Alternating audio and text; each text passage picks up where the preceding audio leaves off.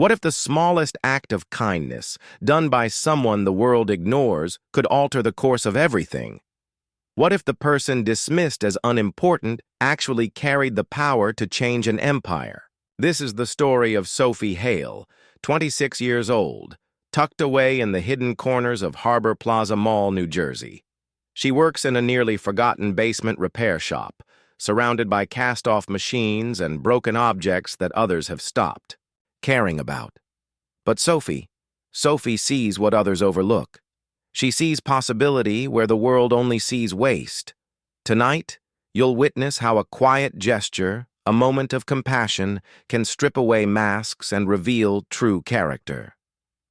You'll discover why those who seem the most ordinary often turn out to be the most extraordinary. And you'll see how someone who spends her days repairing broken things might actually be repairing broken hearts too. Deep beneath Harbor Plaza, under flickering fluorescent bulbs and the smell of oil and metal polish, Sophie begins her day. Her workshop is a careful blend of order and chaos. Tiny circuit boards laid out like miniature skylines, tools lined with military precision, and shelves stacked with machines waiting for a second life. Sophie's hands move with the skill of a surgeon, her touch confident, practiced, almost reverent. Today, she's fixing an old radio for Mr. Grant, the mall's 70-year-old night guard.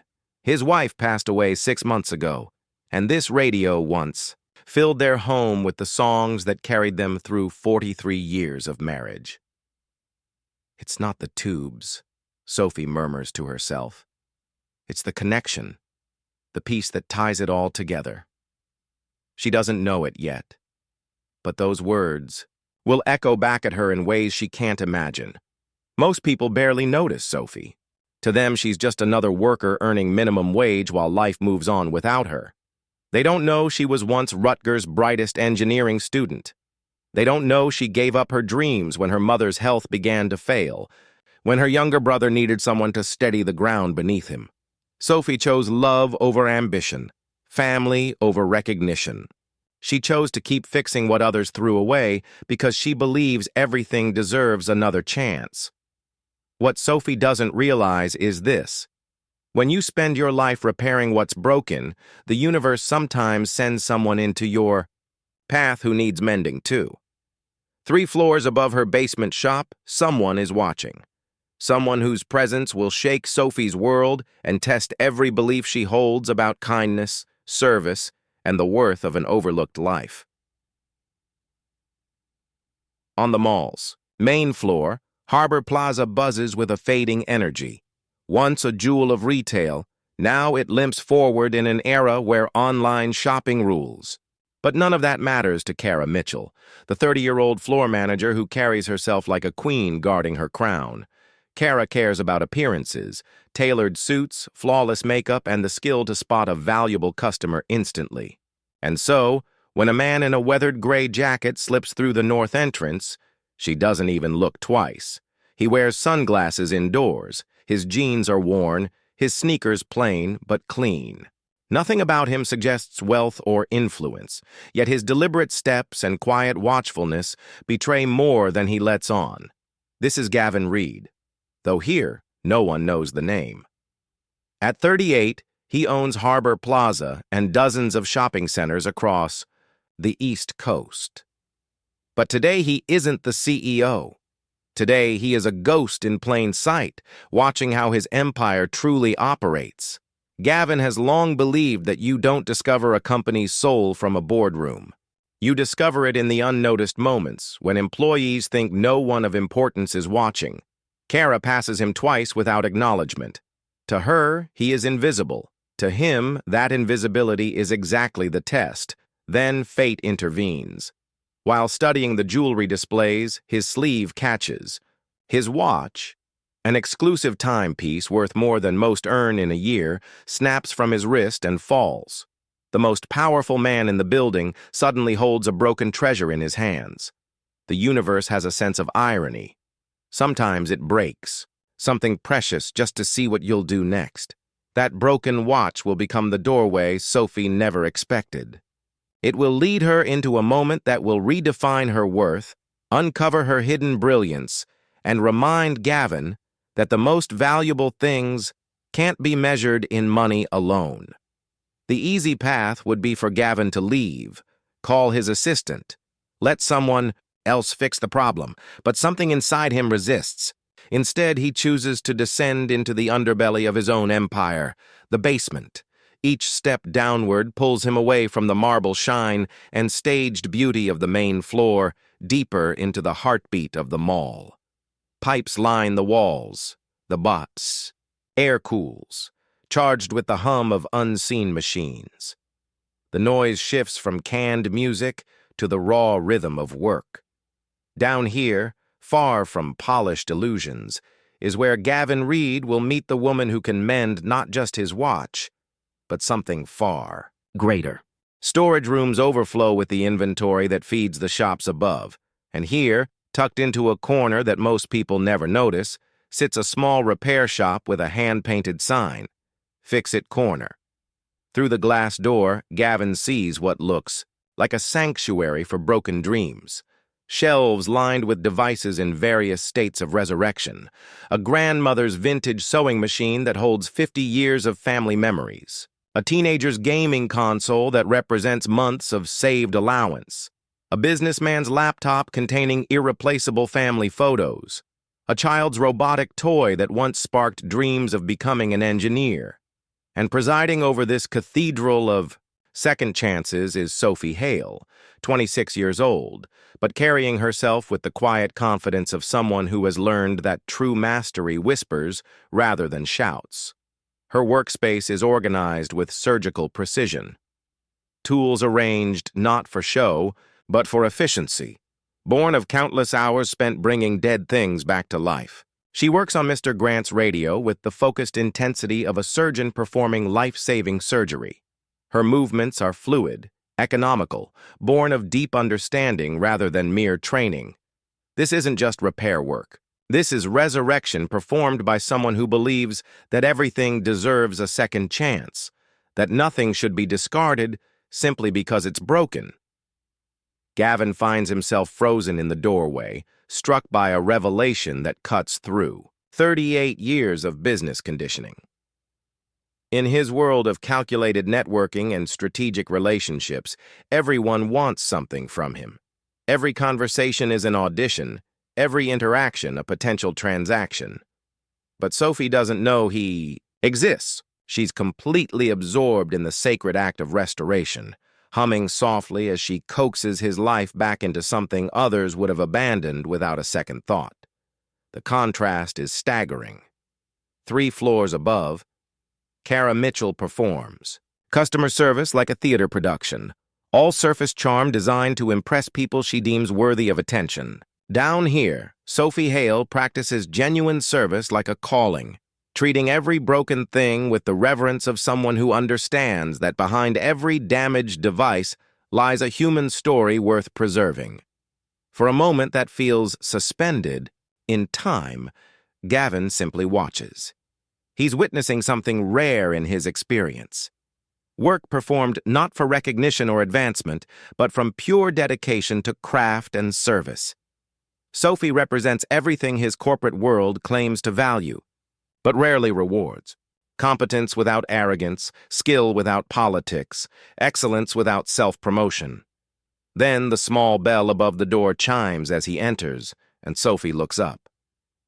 The moment their eyes meet, Gavin experiences something he hasn't felt in years, the possibility of authentic human connection. Her gaze holds no calculation, no attempt to assess his worth or potential value. She simply sees another person who might need help. "Hi there," she says, her voice carrying genuine warmth that no amount of customer service training can replicate. "What can I help you fix today?" The question hangs in the air between them, loaded with meaning neither of them fully understands yet. Gavin holds up his broken watch, but suddenly realizes that what truly needs fixing isn't made of metal and springs. It's his faith in human nature, his belief that authentic people still exist in a world of calculated performances. This moment When authentic service meets genuine need, will create a connection that neither Sophie nor Gavin fully understands yet. But what starts as a simple repair job is about to become something much more profound. The real test isn't fixing the watch. It's what happens when two people discover they share the same values in a world that often rewards the opposite. The moment Gavin places his broken watch in Sophie's outstretched palm, something electric passes between them. Not romance, but recognition. Recognition of authenticity in a world full of facades of genuine skill in an age of surface-level expertise, of quiet integrity in a marketplace of loud self-promotion. Sophie doesn't just glance at the watch. She truly sees it with the trained eye of someone who understands that every mechanical creation tells a story. Her fingers trace the broken band with the delicacy of an archaeologist handling ancient artifacts, then move to examine the case with a thoroughness that surprises Gavin completely. "This is extraordinary craftsmanship," she murmurs, her voice carrying the reverence of someone who recognizes mastery when she encounters it. "The movement is Swiss. I can tell by the gear ratios and the escapement design, but the case." She pauses, turning the watch toward the light. "This is custom work. Someone didn't just buy this watch, they commissioned it. The proportions, the weight distribution, even the way the light catches the metal, everything has been carefully considered." Gavin watches, mesmerized, as Sophie continues her examination. When was the last time someone had looked at anything he owned with such genuine appreciation for the craft involved? When had anyone cared more about the skill required to create something than about its price tag or status symbol value? Sophie carefully opens the watch's back case, and her breath catches slightly. "Oh my," she whispers. "Look at this movement. It's like a tiny city in there. Hundreds of components, each one precisely machined and perfectly positioned.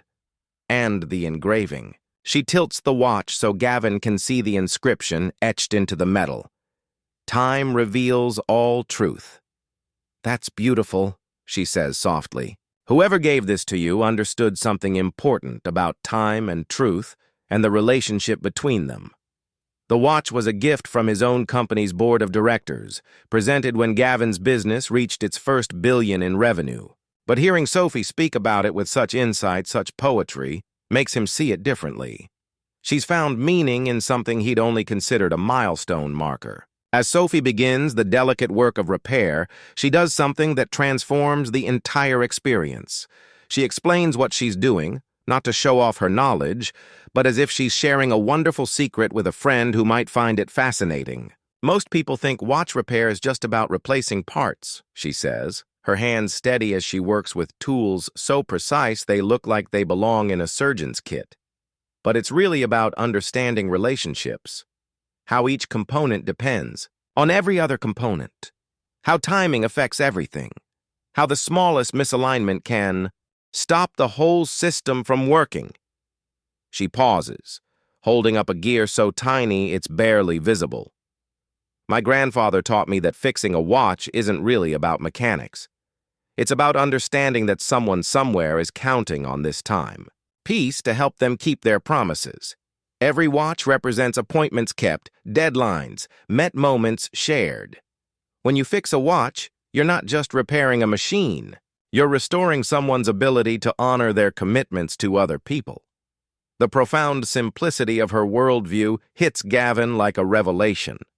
Sophie sees her work as fundamentally about human connection, about helping people maintain their relationships with others through the medium of mechanical precision. She understands something that most business leaders miss, that every transaction, every service, every professional interaction is ultimately about helping people live better lives. "What about you?" Gavin finds himself asking, genuinely curious in a way he hasn't been about another person in years. "Have you always understood machines this way?" Sophie's hands pause for just a moment, and something shifts in her expression.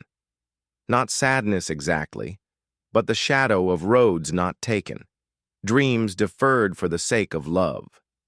I studied mechanical engineering. At Rutgers, she says quietly, returning to her meticulous work. I was actually accepted into MIT's graduate program with full funding. My professor said I had exceptional potential for innovation in sustainable technology design. She smiles, but there's something bittersweet in it. I was going to design things that would help people, maybe develop better prosthetics or create more efficient water purification systems for developing countries. The pause that follows is loaded with unspoken sacrifice. Gavin waits, sensing that the real story lies in what Sophie isn't saying. But life had different plans, she continues, her voice steady, but carrying the weight of difficult choices. My mother was diagnosed with congestive heart failure during my senior year. The medical bills were overwhelming, and my younger brother was still in high school with dreams of college. Someone had to work, had to make sure the family stayed together. So I made a choice. Instead of designing new things, I learned to fix existing things. Instead of creating innovations that might help thousands of people someday, I help individual people right now, one repair at a time. And you know what? I've made peace with that choice. Maybe the world needs people who can take what's broken and make it whole again just as much as it needs people who can imagine what doesn't exist yet. The wisdom in those words stops Gavin cold. Here is someone who has sacrificed her own dreams for her family's welfare, who has channeled extraordinary potential into ordinary service, and who has found meaning and purpose in that sacrifice. Sophie represents everything noble about human nature. Selflessness without bitterness, talent without arrogance, service without expectation of reward. 25 minutes later, Sophie holds up the repaired watch. The band is perfectly restored. The face gleams like new, and when she winds it gently, the second hand begins its steady, confident journey around the dial. But more than that, the watch seems somehow more valuable than when it was new. Not because of any monetary increase, but because it now carries the story of being cared for by someone who understood its true worth. There, she says, genuine satisfaction evident in her voice. Good as new. Actually, maybe better than new. Sometimes things that have been broken and carefully repaired are stronger than things that have never been tested. She hands the watch back to Gavin, and when their fingers touch briefly during the transfer, he feels something electric. Not attraction, but connection, recognition, the sense of meeting someone whose values align with his own deepest beliefs about what matters in life. What Sophie doesn't realize is that she's about to perform a miracle of restoration that goes far beyond mechanical repair. She's about to demonstrate values that will fundamentally challenge everything her mysterious customer believes about. Worth, recognition, and what truly matters in business and in life. The conversation they're about to have will plant seeds of transformation that neither of them can yet imagine. The moment of payment becomes a scene charged with dramatic irony that will echo through both of their lives forever. Gavin straps the perfectly restored watch back onto his wrist, feeling its familiar weight, but now it carries new significance. Not just as a symbol of corporate achievement, but as a testament to what happens when skill meets genuine care. The watch face catches the fluorescent light of Sophie's workshop. And for the first time, Gavin truly sees what Sophie has accomplished. This isn't just repair work. This is restoration, artistry. Every surface gleams with renewed life. Every component works with precision that exceeds its original factory specifications. She hasn't simply fixed his watch. She has somehow made it more than it was before. "What do I owe you?" Gavin asks, reaching for his wallet with hands that aren't quite steady.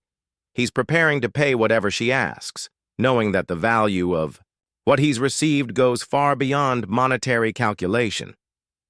Sophie pauses her cleanup, considering the question with the same careful attention she brought to the repair itself. Her workshop surrounds them like a testament to honest labor. Mr. Grant's radio now plays softly in the corner, its restored voice carrying the love songs that sustained a 43-year marriage. Tools lie arranged with the precision of a surgeon's. Instruments. Half-completed projects wait patiently for their turn at resurrection. Let's see. Sophie calculates aloud, her voice carrying the transparency of someone who has never learned to manipulate or inflate. The replacement band cost $18. It's genuine leather, not synthetic, because quality matters for a watch like this. The cleaning, compounds and oils for the movement were about $4. And the labor, she pauses, not from calculation, but from genuine consideration of fair value. 2 hours of detailed work at my standard rate. That's $25 total. $25 for professional restoration of a timepiece worth $45,000. $25 for work that most high-end repair services would charge $500 to attempt. $25 for craftsmanship that exceeds anything Gavin has experienced in decades of luxury purchases. The number hangs in the air between them like a revelation about the distance between authentic value and market prices, between genuine service and manufactured exclusivity. In Sophie's world, fair payment means covering costs and earning honest wages for skilled labor. She has no concept that she's just restored a watch more valuable than most people's cars. Gavin stares at Sophie.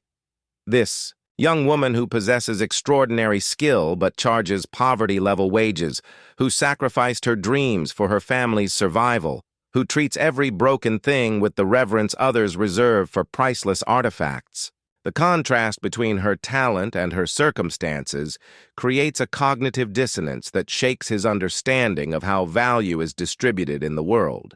He hands her $40, a tip that represents less than he spends on coffee most mornings, but which makes Sophie's eyes brighten with genuine gratitude. "Keep the change," he says, his voice rougher than he intended. "And thank you. Really, you've done something extraordinary here." Sophie accepts the payment with quiet appreciation, then returns to organizing her workspace. For her, this interaction represents Tuesday afternoon routine. Another repair completed, another customer satisfied, another small contribution to the endless task of keeping broken things working, in a world that prefers to discard rather than restore. But for Gavin, this moment becomes a revelation that will haunt him for days to come. He's just witnessed something that challenges every assumption about talent, reward, and recognition that his business experience has taught him. Sophie Hale possesses skills that most engineers would envy, demonstrates work ethic that most employees lack, and maintains integrity that most business leaders claim to value but rarely encounter. Yet, she works in a basement, lives paycheck to paycheck, and charges $25 for work that creates thousands of dollars in value. The injustice of it strikes Gavin like a physical blow, not injustice in the legal sense, but the deeper unfairness of a system that rewards performance over substance, visibility over competence, networking over genuine contribution. As he prepares to leave Sophie's workshop, Gavin realizes he's standing at a crossroads. He can walk away, return to his world of quarterly reports and board meetings, treat this as an interesting anecdote about finding unexpected skill in unlikely places. Or he can do something that matters, something that aligns his power with his values, something that demonstrates whether he truly believes the things he claims to believe about merit and reward. The watch on his wrist ticks steadily each second, marking time toward a decision that will change everything. Sophie hums softly as she returns to her work, completely unaware that she's just passed a test she didn't know she was taking. Demonstrated. Values that most people claim, but few actually live. Proven herself worthy of opportunities she's never imagined could exist. Gavin Reed, CEO of a retail empire, stands in a basement repair shop holding the key to transformation, not just for Sophie, but for Harbor Plaza Mall, for his understanding of what creates lasting value, for his definition of what business success actually means. The question becomes, will he use that key? Will he act on what he's learned? Will he prove that sometimes when you find authentic excellence hiding in unexpected places, you have the power and the responsibility to bring it into the light? This moment of payment, $25 for work worth thousands, becomes the catalyst for everything that follows. Gavin Reed now faces a choice that will define not just Sophie's future, but his own understanding of leadership, justice, and what it means to build a business based on authentic values rather than superficial performance. The investigation he's about to launch will uncover truths that will shock him to his very core. For the next 2 days, Gavin Reed does something unprecedented in his career. He researches from the bottom up instead of the top down. Usually when evaluating a property, he reviews financial reports, management summaries, market analyses. This time, he starts with the people no one notices. He discovers that Sophie Hale has been working at Harbor Plaza for 3 years. Her employment file contains glowing reviews from customers, 0 disciplinary actions, and a note from the previous manager. Best technical skills I've ever seen. Customers specifically request her, never asks for recognition. More interesting is what's not in her file. Any record of her engineering background, her academic achievements, the sacrifice she made to support her family. Sophie never mentioned her qualifications because she never thought they mattered for the job she was doing. Gavin's private investigator, a discreet professional who handles sensitive company matters, provides a fuller picture. Sophie graduated summa cum laude from Rutgers with a degree in mechanical engineering. She was accepted into MIT's graduate program with full funding.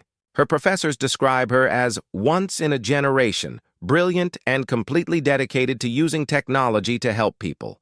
But then her mother, Maria Hale, was diagnosed with congestive heart failure.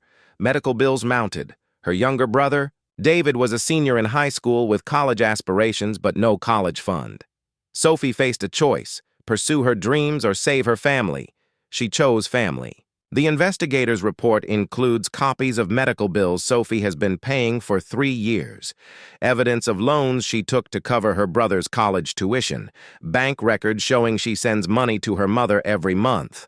Sophie Hale, the brilliant engineer who could have been designing revolutionary technologies, instead lives paycheck to paycheck while working miracles in a basement repair shop. But there's more. Customer testimonials flood the report. A grandmother who's sewing. Machine Sophie fixed for free because everyone deserves to create beautiful things. A teenager whose gaming system Sophie repaired and upgraded, then taught him basic electronics because she saw his curiosity. A small business owner whose cash register Sophie not only fixed, but improved, adding features that helped him track inventory more efficiently. Gavin realizes he's discovered something extraordinary. A person who uses exceptional gifts not for personal gain, but for service. Someone who sees broken things and broken people as opportunities to help, rather than problems to avoid. Meanwhile, his investigation into Kara Mitchell reveals a different story. 3 formal complaints about discriminatory service.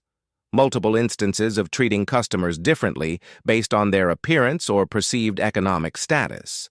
They pattern of prioritizing image over substance that mirrors exactly what's wrong with Harbor Plaza's declining customer satisfaction. But here's what strikes Gavin most powerfully. In a mall that's supposedly failing, Sophie's repair shop generates more positive customer feedback than any other business in the building. People drive from neighboring towns specifically to have Sophie fix their belongings. They trust her with family heirlooms, irreplaceable gifts, things that matter more than their monetary value. That's when Gavin understands the real problem with Harbor Plaza. It's not the building, not the location, not even the competition from online shopping.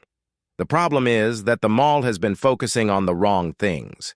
Instead of celebrating the Sophie Hales, the people who create genuine value and authentic connection, management has been rewarding the Kara Mitchells, the people who perform customer service without actually serving customers. On Thursday evening, Gavin makes a decision that will surprise his board of directors, shock his management team, and transform the lives of everyone working at Harbor Plaza Mall.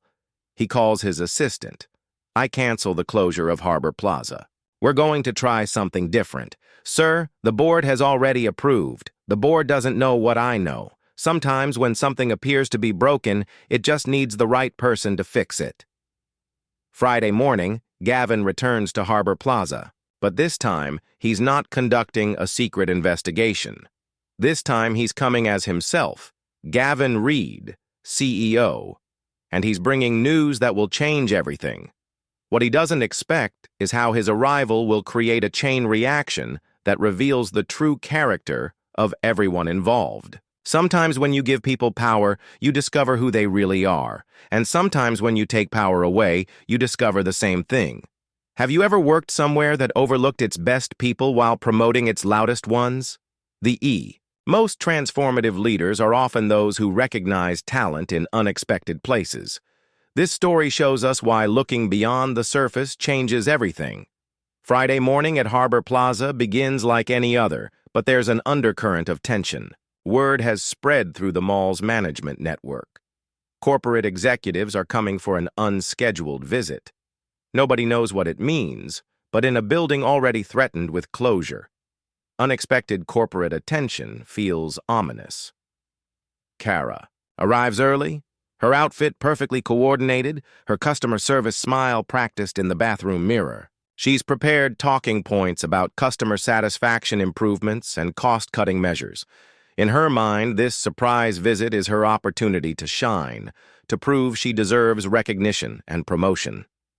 Meanwhile, 3 floors below, Sophie unlocks her workshop and begins her day as she always does by checking on the projects waiting for her attention. Today's list includes an antique clock for Mrs. Patterson, a laptop for a college student, and a complicated repair on a vintage sound system that most technicians would declare unfixable. She doesn't know that corporate executives are coming. She doesn't know that her job, that everyone's job, hangs in the balance. She simply begins working, humming softly to herself, as she always does when she's completely absorbed in bringing broken things back to life. At exactly 10 a.m., 3 black SUVs pull into Harbor Plaza's parking lot. From the first vehicle emerge 2 men in expensive suits, board members who rarely leave their Manhattan offices. From the second comes a woman with a tablet and the efficient manner of someone who manages other people's schedules down to the minute. And from the third SUV steps Gavin Reed, looking every inch the CEO he is. Gone are the worn jeans and casual jacket. Today he wears a charcoal gray suit that costs more than most people make in a month, shoes that gleam like mirrors, and the bearing of someone accustomed to rooms full of people hanging on his every word. But he's still wearing the same watch, the one Sophie fixed with such care, such attention to detail, such respect for craftsmanship. As he walks toward the mall entrance, he checks the time. It's running perfectly. Kara spots the group immediately, her customer service radar finally tuned to detect important people, goes into overdrive. She's never seen these particular individuals before, but their appearance screams corporate authority. She abandons her current task, helping an elderly customer find reading glasses, and positions herself directly in their path. "Good morning," she says, her voice bright with artificial enthusiasm. "Welcome to Harbor Plaza. I'm Kara Mitchell, Customer Service Manager. How can I provide you with exceptional service today?" The board members barely acknowledge her, but Gavin stops. For just a moment, his eyes meet Kara's, and she sees something there that makes her confident smile falter slightly. There's recognition in his gaze, but not the kind she expected. "Mitchell," he says quietly, his voice carrying authority that makes every conversation in the vicinity stop. "I believe we need to have a very serious conversation. What happens next unfolds like a masterfully orchestrated corporate drama." Gavin doesn't simply request a meeting. He commands the immediate assembly of Harbor Plaza's entire management structure. Within minutes, supervisors and department heads form a nervous circle in the main corridor, their expressions ranging from hopeful ambition to barely concealed terror. But Gavin does something that nobody expects.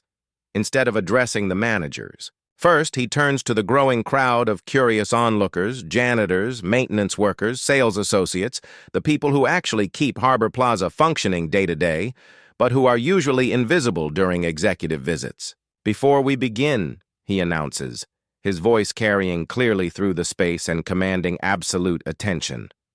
"I want everyone here to understand something crucial. This mall is not closing." A ripple of surprise moves through the crowd like a physical wave.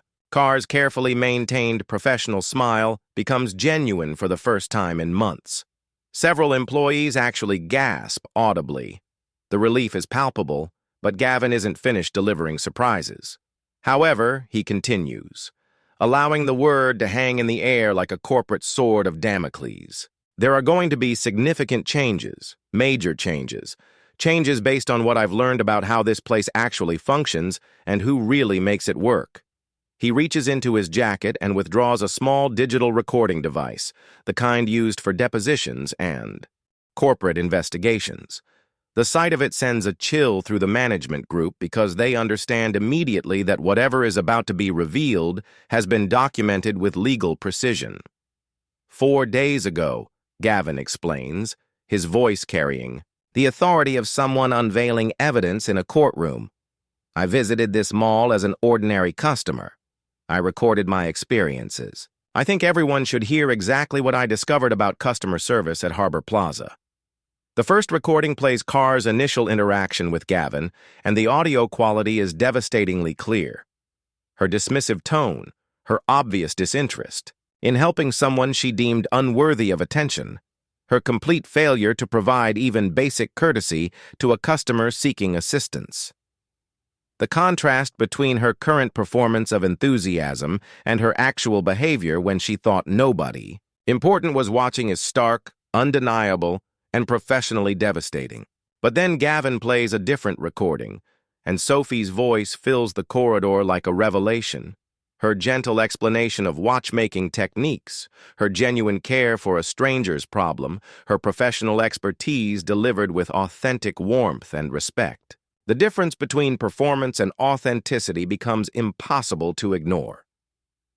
"The key person you're hearing," Gavin announces, his words carrying the weight of corporate judgment, "repaired a $45,000 watch for $25 and never once asked who I was, what I did, or what I might be able to do for her career. She simply saw someone who needed help, and she provided it with extraordinary skill, complete integrity, and genuine grace." The silence that follows is deafening. Around the circle, managers shift uncomfortably as they realize their assumptions about importance, value, and professional success are being publicly challenged by someone with the power to end their careers with a single decision. "I want Sophie Hale brought up here immediately," Gavin commands, and his words send shock waves through Harbor Plaza's power structure. Several supervisors exchange confused glances despite working in the same building for 3 years. Many of them have no idea who Sophie Hale is. The invisibility of exceptional talent becomes a damning indictment of leadership that refuses to look beyond surface appearances. The moment of truth has arrived. Sophie is about to be summoned from her basement workshop to face a destiny she never imagined possible. Everything she's worked for, everything she's sacrificed, everything she represents is about to be revealed in the most public way imaginable. The transformation that follows will prove that sometimes authentic excellence can triumph over superficial success, and that the most powerful changes begin with recognizing the value that was always there waiting to be seen. The request to summon Sophie creates immediate confusion among Harbor Plaza's management team. Supervisors whisper urgently to each other, their faces revealing a damning truth. Despite Sophie's 3 years of exceptional service, despite her generation of nearly $1 million in value, despite customer testimonials that praise her expertise above all others, most of the people in positions of authority have no idea who she is. The search for Sophie becomes a metaphor for everything wrong with corporate blindness. While executives scramble to locate someone whose contributions have been keeping their business afloat, that person continues working quietly in the basement, completely unaware that her life is about to undergo the most dramatic transformation imaginable. When Sophie finally emerges from the elevator, still wearing her simple work clothes and carrying the faint aroma of honest labor, she stops dead at the sight before her. Dozens of people in expensive business attire form a semicircle around corporate executives whose presence radiates power and authority. The contrast between her humble appearance and their polished presentation creates a visual representation. Though everything this story is about to challenge, her eyes find Gavin immediately, and the confusion that flickers across her face is almost painful to witness. This is the same man whose watch she repaired for $25. But now he's surrounded by the trappings of corporate authority that mark him as someone far beyond her usual sphere of interaction. "Sophie," Gavin says, his voice carrying both executive authority and unexpected warmth. "I believe you remembering my watch 4 days ago?" She nods, still bewildered by the formal setting and the attention of people she's never met, but who obviously wield enormous power. "Yes, sir. Is there a problem with the repair work?" "Actually," Gavin responds, and his next words create a moment that will be remembered long after Harbor Plaza's transformation is complete. There's no problem at all. In fact, it represents the finest craftsmanship and most genuine service I've encountered in 20 years of business, which is exactly why I want everyone assembled here to understand who you really are and what you've accomplished. What follows is a revelation that transforms a corporate meeting into a moment of profound human recognition. Gavin doesn't simply praise Sophie's technical skills. He tells her complete story. Her brilliant academic career abandoned to save her family. Her MIT acceptance letter never activated because love demanded sacrifice. Her 3 years of invisible excellence, while others with half her talent occupied positions of recognition and authority.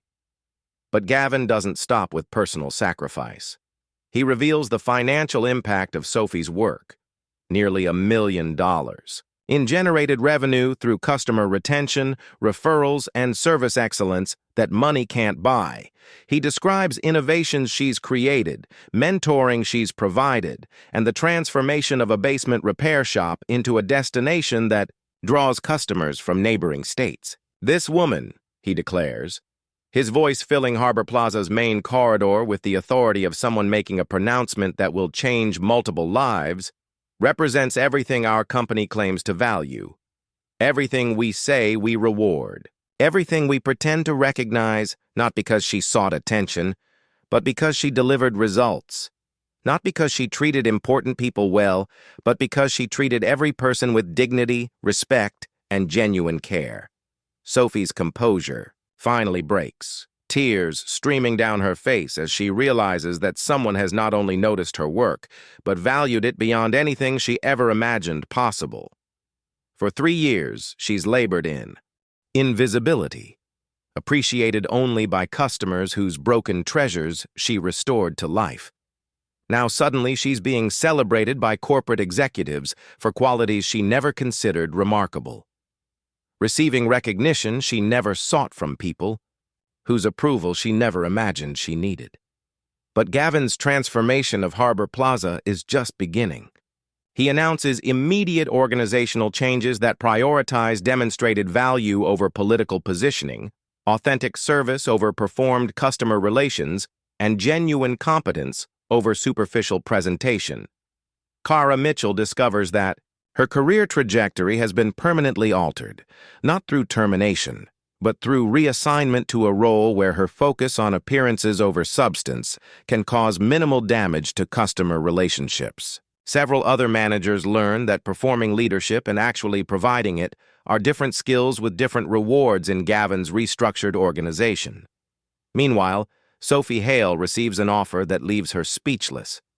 Director of Innovation and Customer Excellence with full authority to create programs where technical expertise and genuine service can flourish. The position comes with a salary that triples her current income, comprehensive benefits that secure her mother's medical care, and resources to pursue innovation projects that could impact thousands of lives.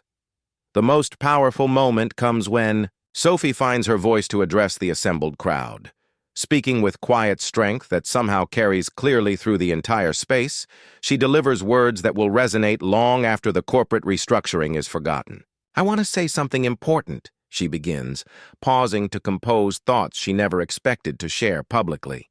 "I never sought recognition for doing what felt right. Working with broken things taught me that everything has value. Every damaged device, every discouraged person, every opportunity that others might overlook.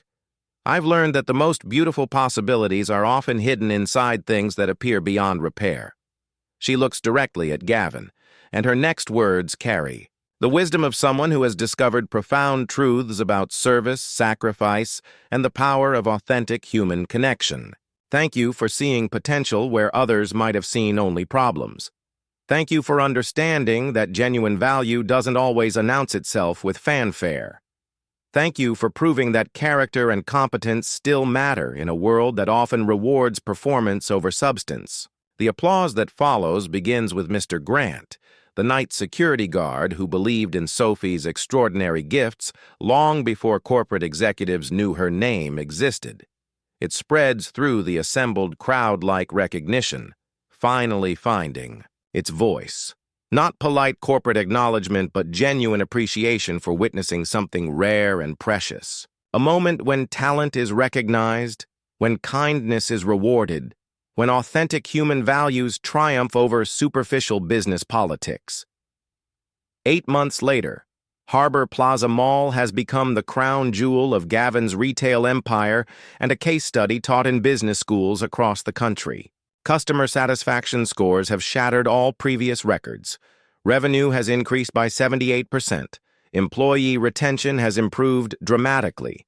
But most importantly, Harbor Plaza has transformed into a workplace where people want to contribute their best efforts, where genuine service is valued over political maneuvering, where the Sophie Hales of the world are celebrated instead of overlooked. Sophie's Innovation Center has become a regional destination, drawing visitors who want to experience business conducted with authenticity, technical excellence, and genuine human connection.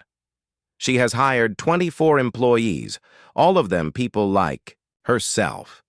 Skilled and dedicated individuals who were previously invisible to organizations that prioritized flash over substance, politics over performance, presentation over authentic contribution. Every evening, as Sophie secures her expanded workshop and innovation center, she passes the exact location where she first encountered Gavin Reed.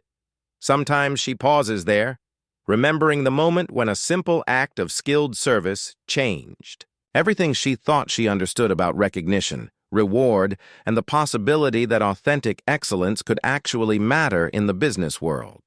She understands now that she wasn't simply fixing a broken watch. She was demonstrating values that have the power to transform broken systems into thriving communities where genuine contribution is recognized and rewarded. The watch still keeps perfect time on Gavin's wrist, but its greatest value isn't precision or monetary worth. It's the story it tells about what happens when authentic people recognize each other across the artificial barriers that society creates between important and ordinary individuals. Every single day you encounter people like Sophie, individuals, who work quietly behind the scenes, who serve others without seeking credit, who fix broken things because they believe everything and everyone deserves a second chance. The crucial question becomes, do you truly see them? Do you recognize their genuine value? Do you understand that these quiet heroes often hold the keys to transformation, innovation, and the kind of authentic success that creates lasting positive change? And sometimes you are Sophie. Sometimes you're the person others overlook whose contributions go unnoticed despite their significance, who continues delivering excellence even when recognition seems impossible. If that describes your experience, remember this story with hope. Remember that authentic value has a persistent way of revealing itself, that genuine service creates its own powerful rewards, and that the right person will eventually notice and appreciate what you've been contributing all along. The most profound, positive changes in our world rarely emerge from grand gestures, dramatic announcements, or carefully orchestrated publicity campaigns. They develop from quiet moments of genuine human connection, From small acts of integrity performed without expectation of reward, from people who choose to treat others with dignity and respect simply because it represents the right way to live. Sophie didn't set out to transform Harbor Plaza Mall, change Gavin's understanding of authentic leadership, or create a business school case study. She simply encountered a broken watch and someone who needed help. She responded with skill, kindness, and integrity, not because she didn't do it because she wanted applause or a reward. She did it because that's the person she chose to be. And the truth is, that same kind of power exists in each of us. Every day of our lives, every single day, we're given chances to step into that role. The one who repairs what's broken, who notices possibility where others only see failure, who approaches every encounter as an opportunity to make another person's life a little brighter, a little lighter, a little more hopeful. And here's the thing. You never know when the person you help with sincerity will turn out to be someone who changes your own future in ways you couldn't have imagined.